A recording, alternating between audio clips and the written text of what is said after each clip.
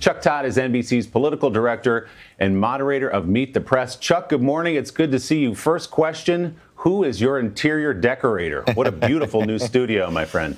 It is. It's, I believe if I'm doing the history of Meet the Press right, this is basically the third studio that Meet the Press has ever had. We were in the one in Upper Northwest for some 60 years. And believe it or not, Meet the Press first came out of a hotel in Washington, D.C. that Lawrence Spivak used to.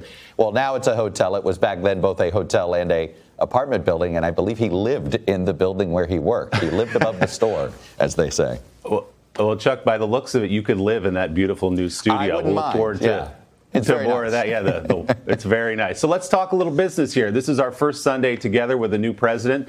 Joe Biden hoping to get through that $1.9 trillion package, already meeting resistance from Republicans on the Senate on many aspects of it, and also some pushback on other proposals. Now that we're into it, now that we've got the nitty-gritty in front of us, can Joe Biden begin to get his agenda through, or is he going to meet that resistance all the way? Well, I think you could answer that question yes to both of them, meaning he can pass his agenda, at least this COVID relief bill, and at the same time struggle with unity with it, right? The debate they're having right now is, at what point do they give up trying to work with Republicans? And I do think that President Biden is going to be, he's going to want to stay in the game longer in working with congressional Republicans than either Speaker Pelosi or Senate Majority Leader Chuck Schumer. And that's the question I have is how much patience does the Biden team have? I know they're going to have more patience than congressional Democrats. And does that gap of patience, does that become an internal problem inside the Democratic coalition? And then meanwhile, on this other track, Chuck, we have impeachment. The article of impeachment will go from Nancy Pelosi to the Senate tomorrow. The trial begins 2 weeks after that. The Biden administration doesn't even want to talk about that. They want to focus on their agenda. Do you think there are enough Republicans at this point, or could there be down the road, to convict former President Trump?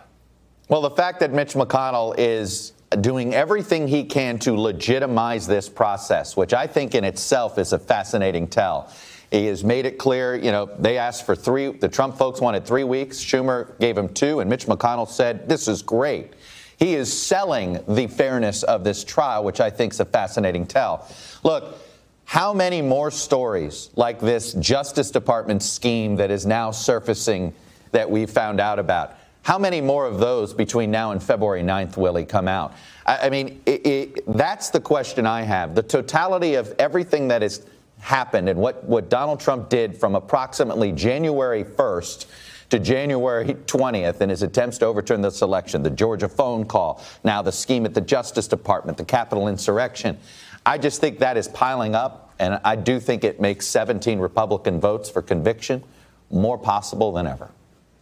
Yeah, there seems to be a new story every day, and I know you'll be talking about all of them. Chuck, in that beautiful new studio. Great to see you this morning. We'll look for much more on Meet the Press when Chuck is joined exclusively by White House Chief of Staff Ron Klain. Hey, thanks for watching our YouTube channel. Find your favorite recipes, celebrity interviews, uplifting stories, shop our favorite deals, and so much more with the Today app. Download it now.